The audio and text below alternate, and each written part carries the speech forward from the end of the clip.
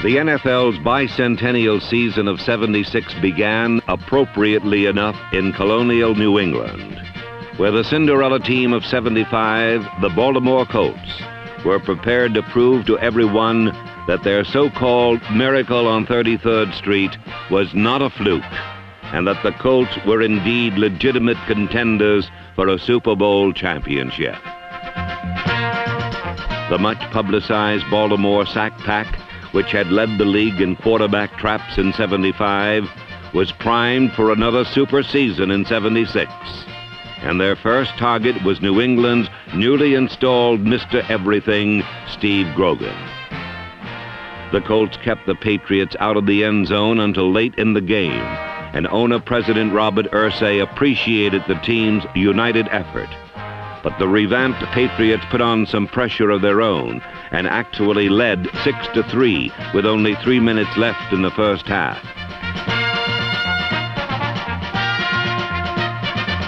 Then quarterback Burt Jones hit Glenn Dowdy for 2 touchdowns in 41 seconds to break the game open. And the Colts emerged from the pressure cooker with a hard-fought 27-13 victory.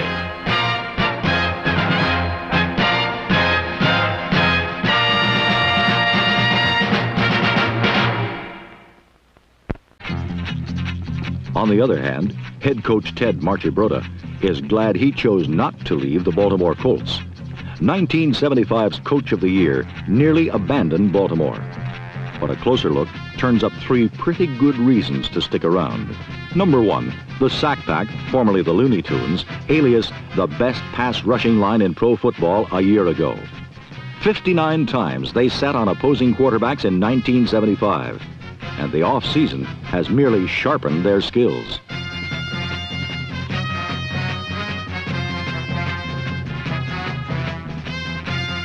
Marchibroda's second reason for returning commands the Colts' offensive fortunes. A year ago, under Marchibroda's tutelage, Burt Jones blossomed into one of the NFL's finest all-around quarterbacks. The super-talented youngster combines all the raw physical tools of youth with all the poise and cool of a 10-year veteran. And though he occasionally meets insurmountable odds, his rapport with wide receiver Glenn Dowdy has become a formidable scoring weapon.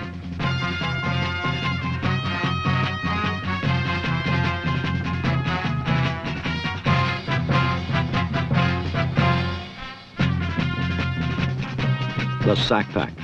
Burt Jones to Glenn Dowdy, and 1,000-yard rusher Lydell Mitchell, number 26.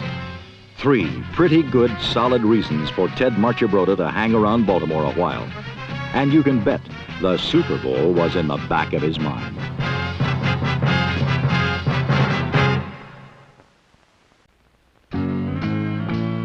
In the second week, the home opener brought Baltimore fans their first close-up look at a receiver named Roger Carr, who had caught 44 passes during his 2 previous seasons, but who had scored only twice.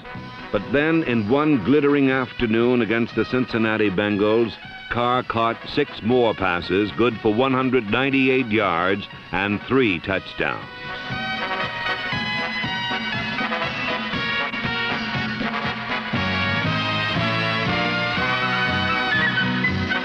Burt Jones passed for more than 300 yards, but the man of the hour was the new star who was born that beautiful September afternoon in Baltimore, Roger Carr, number 81.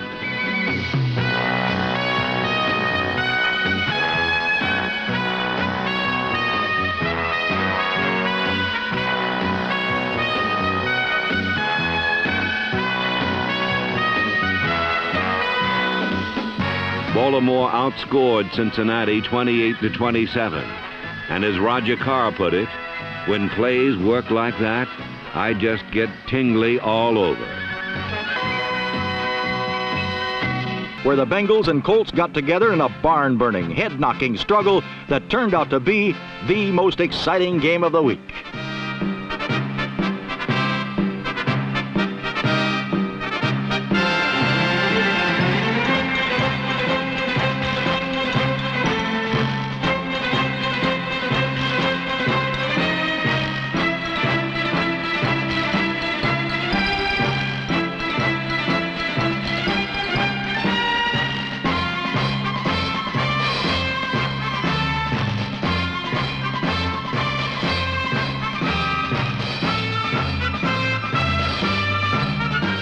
Baltimore Colts fired the first volley of the day when Burt Jones unloaded a pass to Roger Carr, number 81. And Carr finished the 68-yard play with plenty of room to spare, a victory salute to the fans, and an impressive dipper dunk.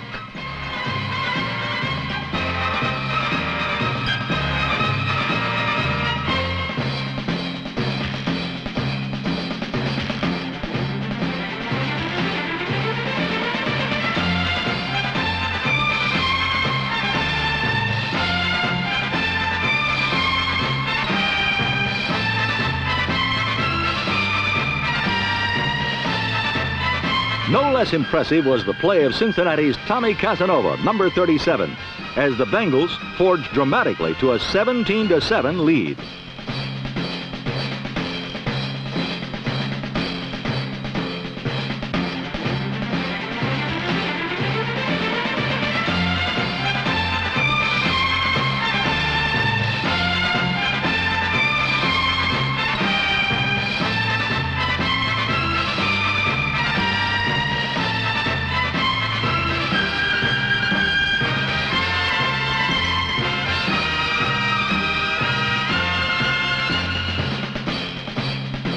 Again, the Colts' nuclear strike force began pushing buttons.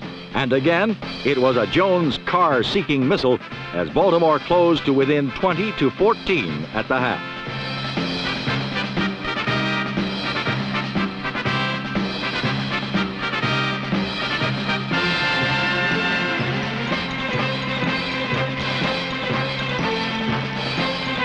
Although the second half was mostly a battle of the trenches, it was again a Jones-to-Carr big bomb of 65 yards that paved the way to a final 28-27 Colt victory.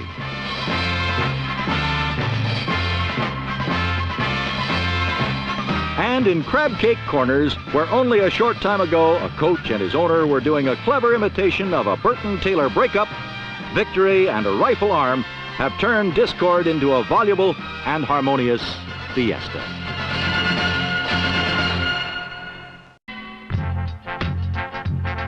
The following week in Dallas, Burt Jones and the Colts tingled in pain as a national TV audience witnessed Roger Staubach's best day as a pro. Dallas coach Tom Landry called it a near-perfect day, but it was almost not enough as Tony Linhart kicked for a tie with 28 seconds left.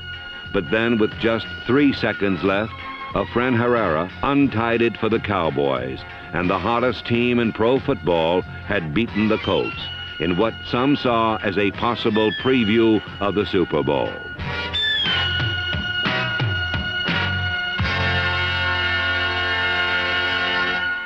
But every time it seemed that the rifle could not fire another shot, back would come Burt, and the Colts would be at it again.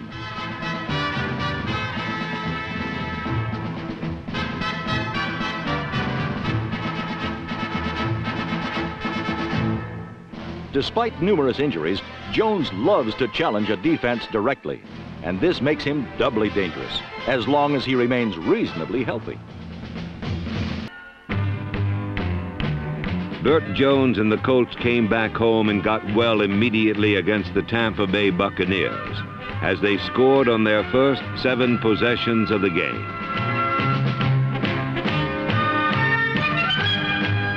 Roger Carr continued to leave defenders in the dirt as the Colts rolled up more than 450 total yards, about 1/3 of that on the legs of number 26, Lydell Mitchell, and Baltimore romped to an easy 42-17 win. Still too bad, in Baltimore, quarterbacks were having their problems too.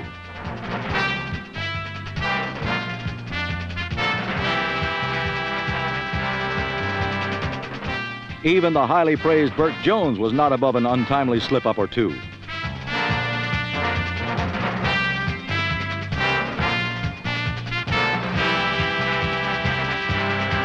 But it was the Tampa Bay Buccaneers who suffered the most embarrassment as they made numerous errors and at one point allowed the Colts to score on 7 straight possessions.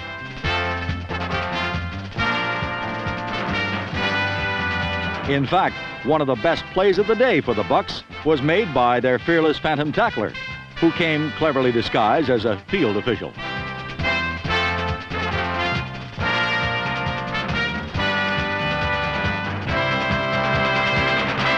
But in the end, not even 10 shiploads of Buccaneers could stop the Pony Express, as Jones to number 26, Lydell Mitchell, accounted for 24 yards and a touchdown.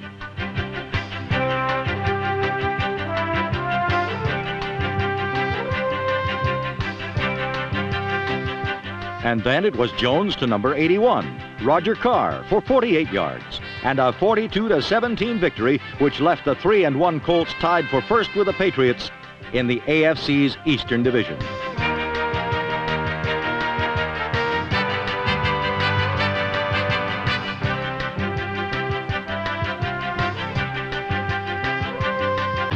Next, Don Shula's Miami Dolphins paid their respects to the league's best offense, and another national TV audience watched Burt Jones complete 10 straight passes and 11 of 14 overall, as he led the Colts on 4 successive scoring drives.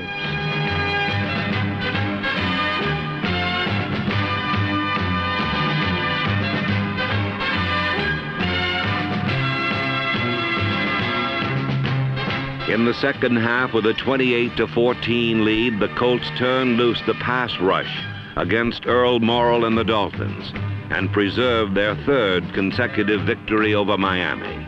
As Burt Jones said later, we played it pretty close to the vest, but then we owned the vest.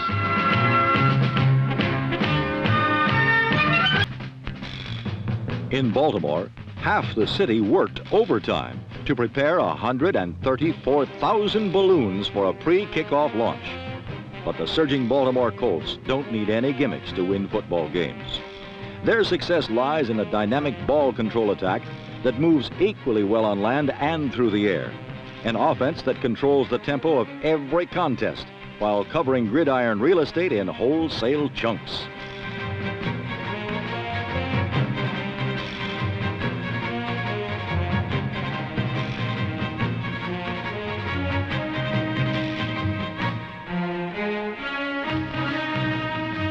In a 21-point second quarter against Miami, Burt Jones moved the Colts through the Dolphins almost at will. Wide receiver Glenn Doughty is but one of Baltimore's many and varied offensive weapons. Jones can call a lot of numbers inside an opponent's 20-yard line, and he doesn't hesitate to call his own.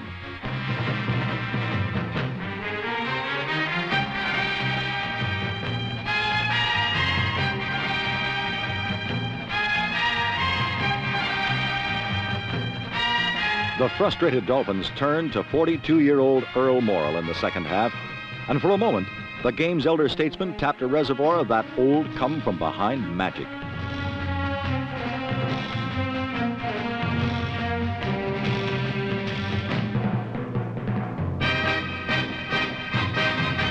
But Morrall's fine pass and Nat Moore's finer individual effort merely reopened an issue that the Colts thought they had settled earlier in the afternoon. And so, Baltimore turned loose the sack pack to resolve the matter once and for all.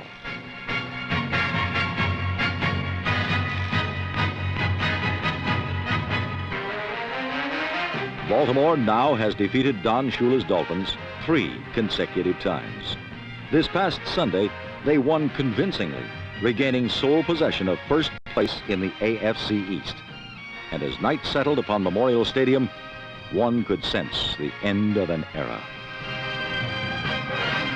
In Buffalo, new head coach Jim Ringo looked for help anywhere he could get it. And the first place he found it was way downfield, as a long Joe Ferguson pass caught up with last year's NFL rushing champion O.J. Simpson in the Baltimore Colts end zone. Simpson's touchdown gave Buffalo the lead 13-10 in the second quarter, but the Bills were unable to score again, due in good part to the ferocious Baltimore sack pack. After 3 quarters, Burt Jones and company led by only 17-13. But in the fourth period, the Colts pulled away from the slumping Bills and padded their victory margin to a convincing 31-13.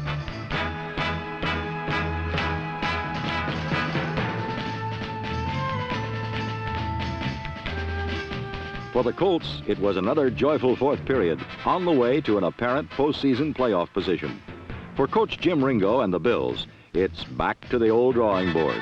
As Ringo said after the game, we still have some people who have to understand that football is a game you play for 4 quarters. The next week in Buffalo, the league's hottest passer continued to burn the opposition.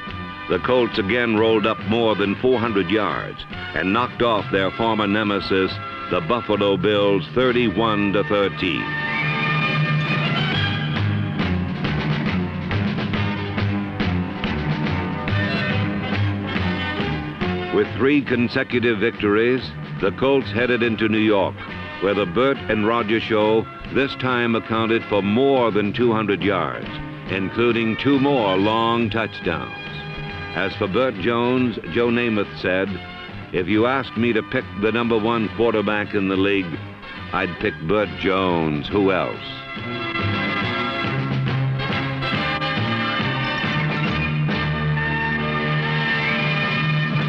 His quarterback, Burt Jones, the most explosive weapon in the game.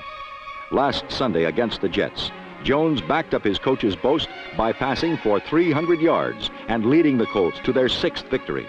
Jones, who is the league's highest-rated passer, threw 2 scoring passes to Roger Carr, number 81.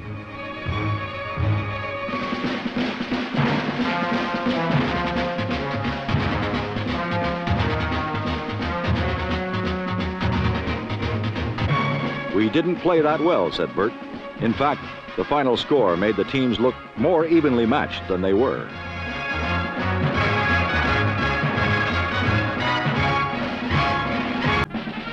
At mid-season, the Colts were alone in first with a 6-1 record and ready for a Monday night encounter with Dan Pastorini and the Houston Oilers. The sack pack reached the quarterback 6 times, while on offense, Lydell Mitchell showed the nation why he was the leading rusher in the conference. Lydell Mitchell set them up, and number 48, Roosevelt Leaks, twice cashed them in. The Colts made it look easy, especially when long-legged rookie running back Ron Lee, number 34, took one all the way.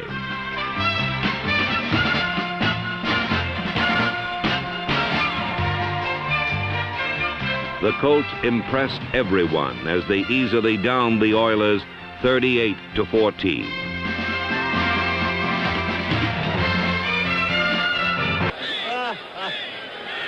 Second down. Don McCulley, right side. It's a couple of yards. It'll be 3rd down and 8. And there goes Nelson Muncy. Off the right cornerback. Injured his right knee earlier in the game. Incidentally, there'll be ceremonies in Wisconsin on Thursday, Frank. 3 great names being ushered into the Hall of Fame out there. Vince Lombardi, the late great coach. Eddie Matthews, who had his halcyon days with the Milwaukee Braves. And, of course, Pat Harder, the great men of yesteryear from Wisconsin.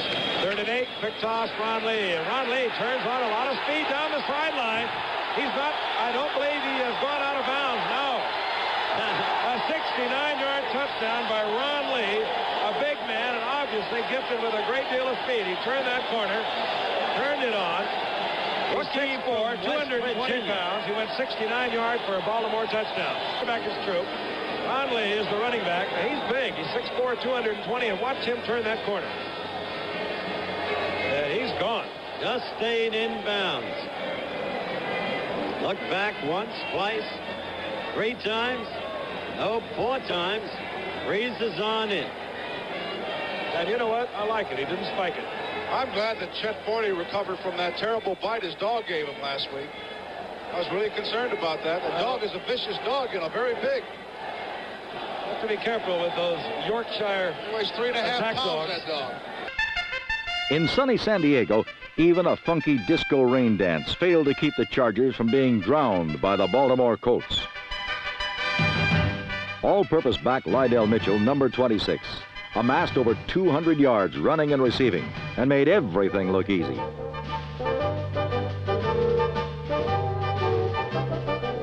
coach once said that he liked to see the ball in the air a lot because it was easier to follow. With Burt Jones' velocity, it ain't necessarily so. To combat the Jones to number 81 Roger Carr connection, the Chargers concocted a scheme of blitzes to disrupt the young quarterback's rhythm. This rush looked like it worked, didn't it? Wrong. Not only was a personal foul called, but Jones' quick release, even in retreat, resulted in a second touchdown by Carr.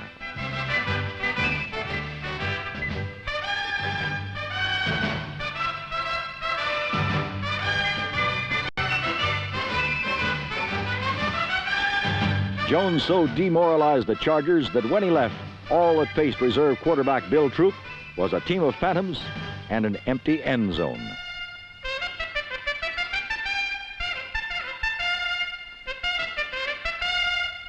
The Colts have grown stronger with each passing week, and they are not about to relinquish their stranglehold on the AFC East. The season's 9th week found the Colts in San Diego, where Burt Jones hit 18 of 25, including 3 more touchdowns, 2 of them to Roger Carr. The Baltimore offense piled up almost 500 yards, more than 200 of which were attributed to the silky smooth running and receiving of Lydell Mitchell.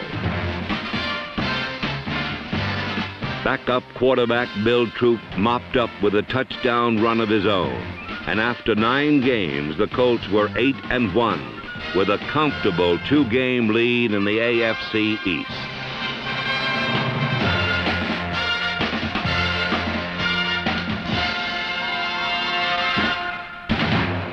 In Week 10, the Patriots came to Baltimore for their rematch with the Colts, which was billed as a duel between the Jones-Carr connection and New England's 3-4 defense, featuring the best young cornerback in the league, Mike Haynes, number 40. Roger Carr caught 3 passes for 86 yards, and his 9th touchdown of the season gave the Colts the early lead. But then things started to turn in New England's favor. A second Carr touchdown was correctly ruled out of bounds. And then the Patriots decided it was time to put some pressure on the game's best passing combination. The result was that cornerback Mike Haynes came out looking as though he should be voted Rookie of the Year, which of course he eventually was.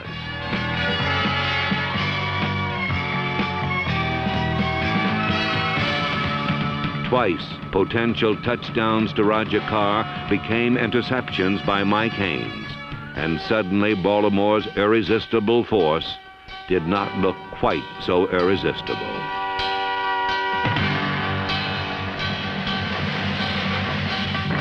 The Patriots won 21-14, and the Colts' 6-game win streak had finally ended. Leader Lydell Mitchell was not so fortunate, as defense keyed the Patriots' 21-14 victory over Baltimore.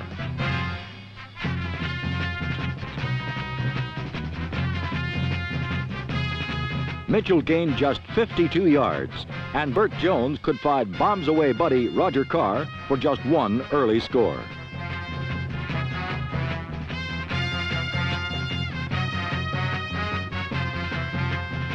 Jones kept trying, but after his early burning, rookie Mike Haynes, number 40, intercepted 2 passes intended for Carr, and the NFL's highest scoring offense could put just 14 points on the board.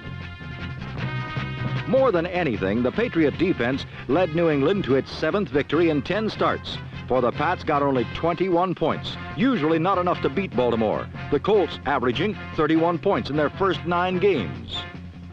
Steve Grogan's short touchdown pass and 8th and 9th touchdowns of the year had New England ahead 21-14 at the half, the ultimate final score. Desperate for the tying touchdown, Jones kept trying for a quick strike, but New England shut out the Baltimore Colts for the entire second half and moved to 1 game behind in the AFC East Division race, behind the frustrated Colts.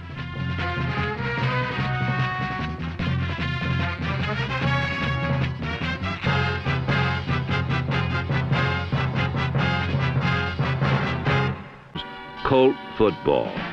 We win on offense, on defense, on special teams, with whatever it takes to win. And the following Monday night, the special teams made the difference in Miami.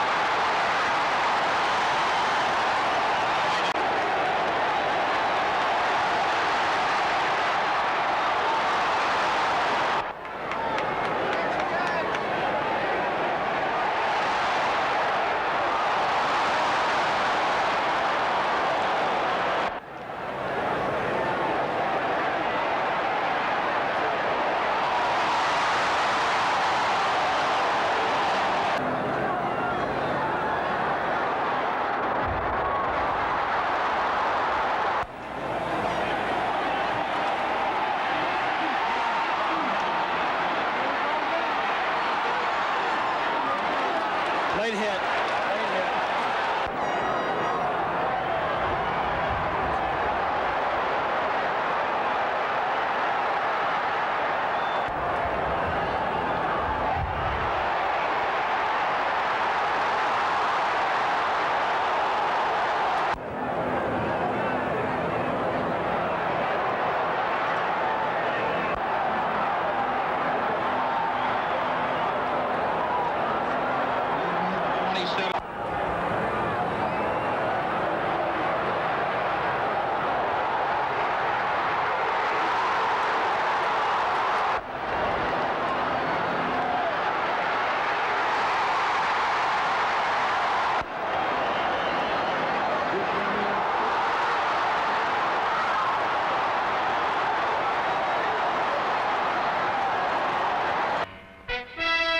The NFL's top-ranked passing combination reasserted itself in the rematch with the Jets, as Burt Jones threw 3 second-quarter touchdown passes, including Roger Carr's 10th of the season. In New York, the Jets knew they had to put up some points to upset the NFL's highest-scoring team, the Baltimore Colts. So they repeatedly got the ball to their leading rusher and receiver, the remarkable free agent rookie from Wake Forest, Clark Gaines, number 21.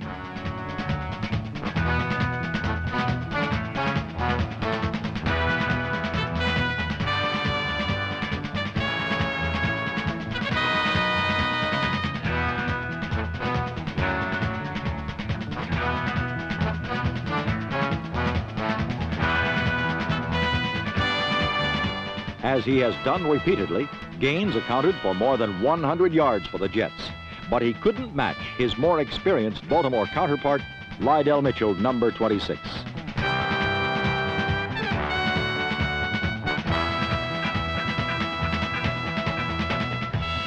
Mitchell added another 150-plus yards to his total of more than 1,600 combined yards for the season. And Mitchell is one of those rare performers who prefers to let someone else take care of the celebrations.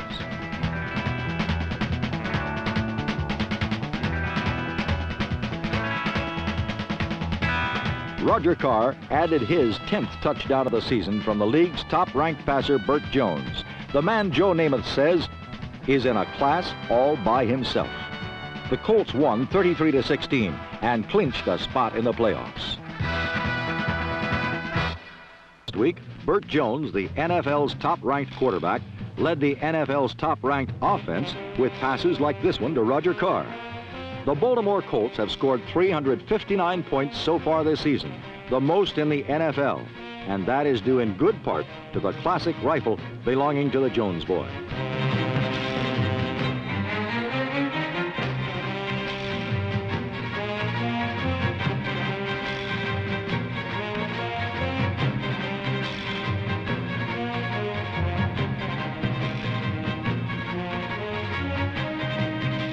This touchdown by number 87, tight end Raymond Chester, brought the Colts close in the third quarter, but Baltimore could get no closer, partly because of some new red-dogging defenses which the Cardinals coaches devised especially for Burt Jones and the Colts.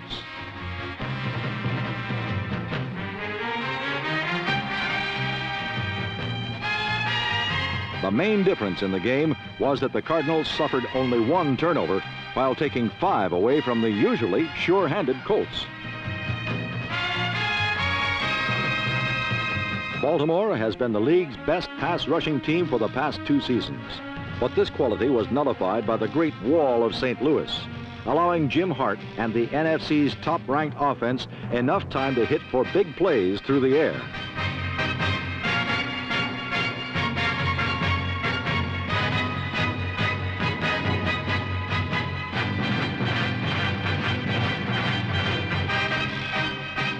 Number 88, third-year tight end J.V. Kane came up with several clutch catches for the Big Red.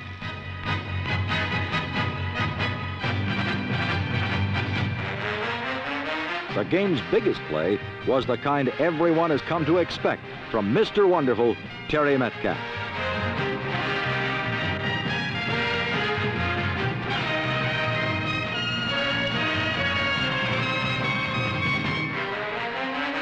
The Cardinals had to win, and they did win 24-17.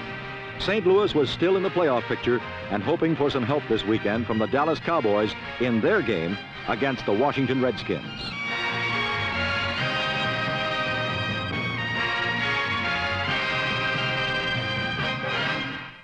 In St. Louis for the season's next to last week, the league's 2 top offensive teams put on a show for a national audience. For the Cardinals, it was win or be eliminated, while for the Colts, a playoff berth was already assured. But that didn't dampen the desire of men like tight end Raymond Chester. St. Louis installed a brand new blitz for the Colts, and both times it was used, it worked perfectly for the Cardinals.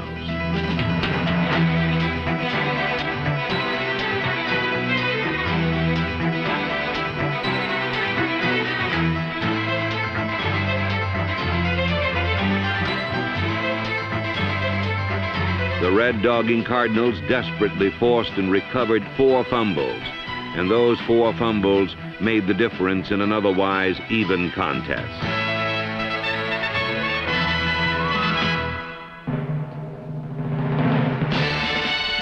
O.J. Simpson and the Bills came to Baltimore for the final game of the regular season, and it was to be a true showcase of superstars. For his part, the man they called the Juice wrapped up yet another NFL rushing title.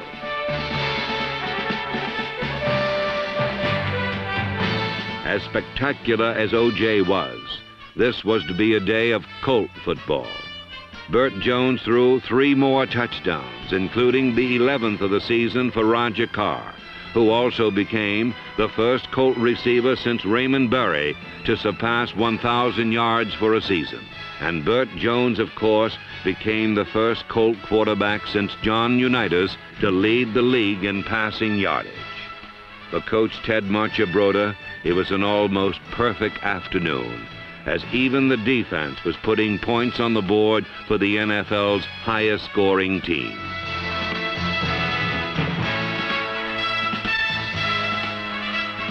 In all, the Colts scored a club record 58 points as they prepared for the playoffs and a Pittsburgh Steelers team which many considered the best ever.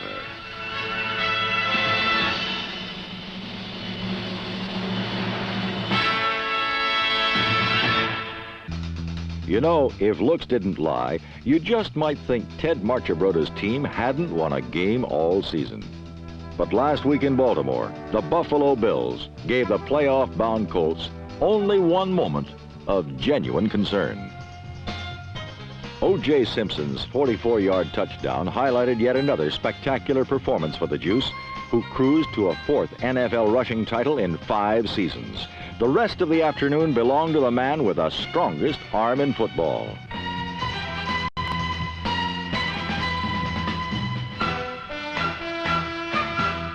Burt Jones and Roger Carr rank as pro football's finest long ball combination. It seems they could run this play in street clothes.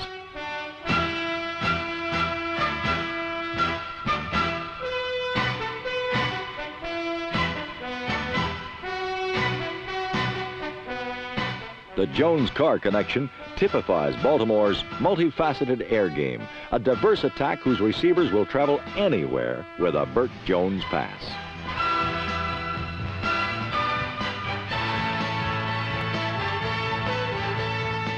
But no matter where success leads them, the Colt air game works. Roger Carr, Glenn Doughty, and tight end Raymond Chester, number 87, can penetrate any defense and have the credentials to prove it. This week, the Colts' league-leading offense challenges pro football's finest defense in the Steel Curtain. Last year, Pittsburgh brushed the Colts aside en route to the Super Bowl. This year, things may be different. Who's going to win? It's the immovable object and the irresistible force situation. Again, the best offense against the best defense. We have been, I guess, spoon-fed by a lot of coaches in the past few years that the team with the best defense is going to win. Do you feel that way? I feel that, well, the way I've been brought up, and it's the old school, and that is if they can't score on you, you can't lose. And I think it's a philosophy that, since a lot of coaches are in their late 30s, early 40s, it's a philosophy that a lot of coaches use. My theory is that if we can keep the offense going, if we can get them moved a little bit, then it'll open up a lot of opportunities for us in the long pass. What we've been doing all year is running the ball well and then going over the top for the big play, and this is the way we've scored. So what we've really got to do is try to establish that. And I really can't answer the question about the irresistible force of the immovable object, because that's what the game is all about. Man for man, person for person, they're probably the best team in football. But I think that there are so many other variables in the game in the National Football League that help make you or break you.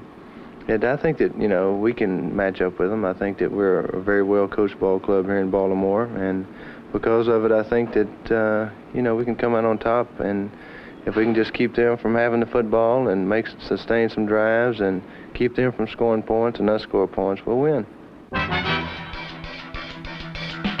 The philosophy of the Colts seemed simple enough, but their opponents this time were the defending two-time Super Bowl champion Pittsburgh Steelers. And although the Colts had the better record overall, the Steelers had won 9 consecutive games and were being described as awesome, phenomenal, and even frightening. Roger Carr became the first player all year to score a first-period touchdown against Pittsburgh.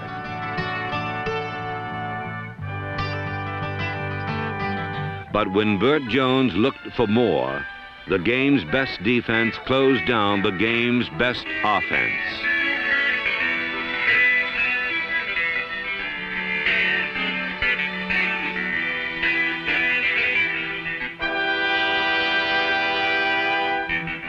Steeler quarterback Terry Bradshaw took over the role of Burt Jones and bombed away at the Colt deep defenses.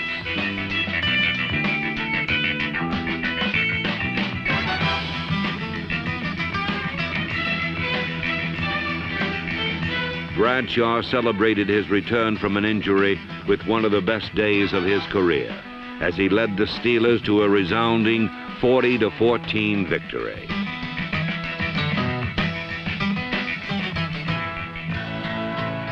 For the Baltimore faithful, the Steelers' crushing triumph meant a depressing conclusion for a season of tremendous accomplishment.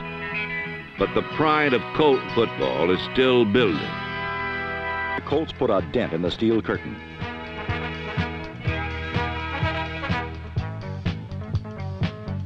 Carr's first-period touchdown was only the second one scored on the Steelers in the first period of their last 30 games.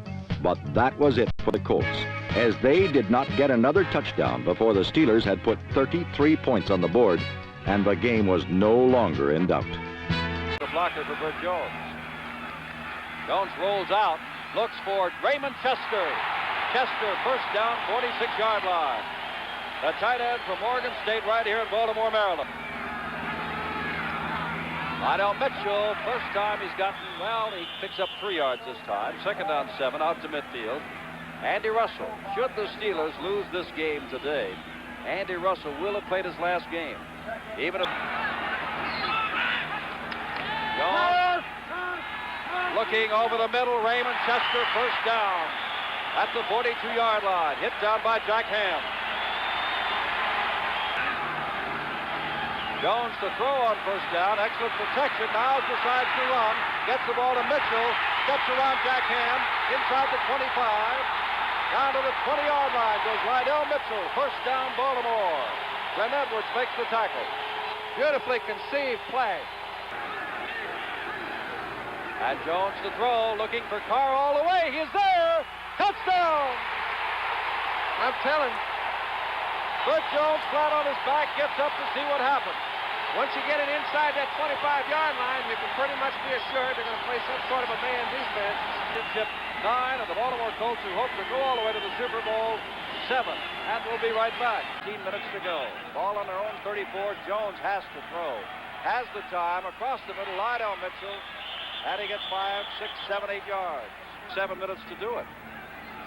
Clock is on the side of the Steelers. Jones has time, drills it for Glenn Dowdy, his first catch of the day. Mel Blunt has him at the 30-yard line. Ball is at the 29.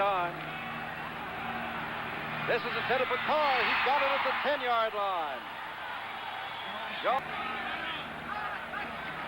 Jones blitzes on, he gets it away. Dowdy's got the football.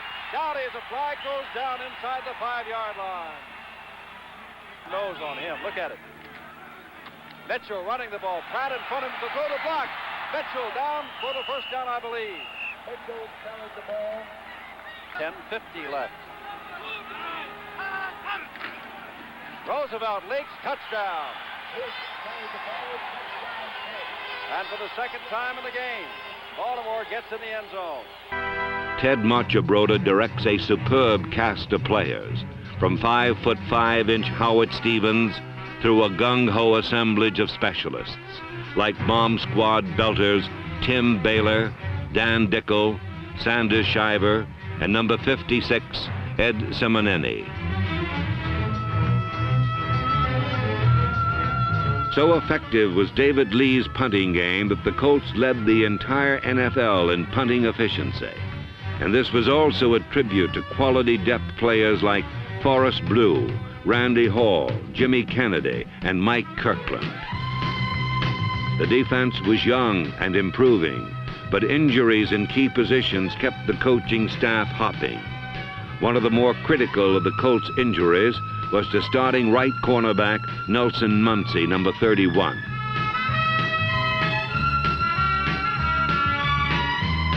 Fortunately for the Colts, fourth-year cornerback Ray Oldham, number 25, was ready to step in as a starter. And as always, Oldham's enthusiasm was infectious. At the other corner was the steady 8-year veteran Lloyd Mumford, number 42. At free safety was number 20, Jackie Wallace, who led the team in interceptions with 5, and was also credited with 74 unassisted tackles. At strong safety was Bruce Laird, number 40, a man whose ability to stick people helped create turnovers for the ball hawks of the Colt defense.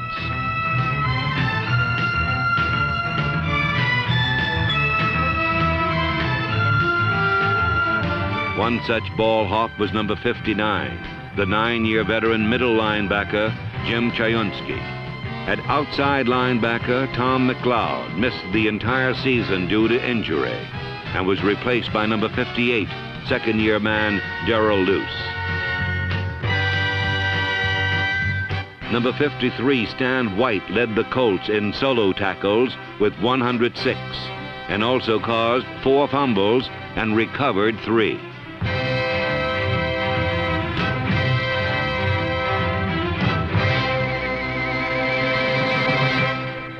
Third down and long yardage. That's the situation that opposing quarterbacks dread, while the Baltimore sack pack savors every opportunity to pillage an enemy pass pocket. 57 times the quarterback was felled as the Colts led the conference in this department for the second straight season. New additions to the pack were number 1 draft choice Ken Novak and number 73, second-year defensive end Ron Fernandez. At defensive tackle, Joe Ehrman, number 76, continued to spend much of his time in the opposition's backfield. And if right tackle Joe Ehrman couldn't get through, chances were good that left tackle Mike Barnes would.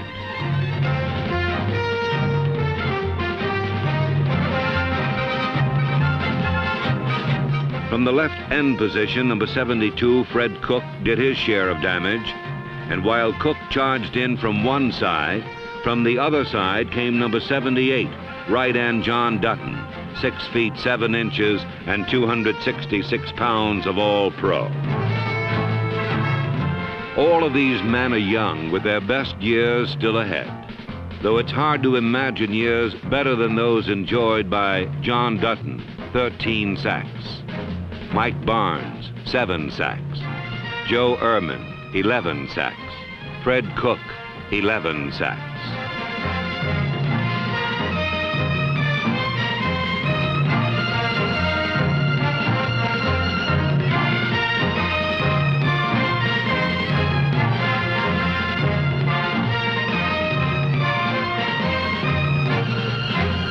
With men like these, Vice President and General Manager Dick Szymanski and head coach Ted Marchibroda have the solid foundations upon which to build Colt championships of the future.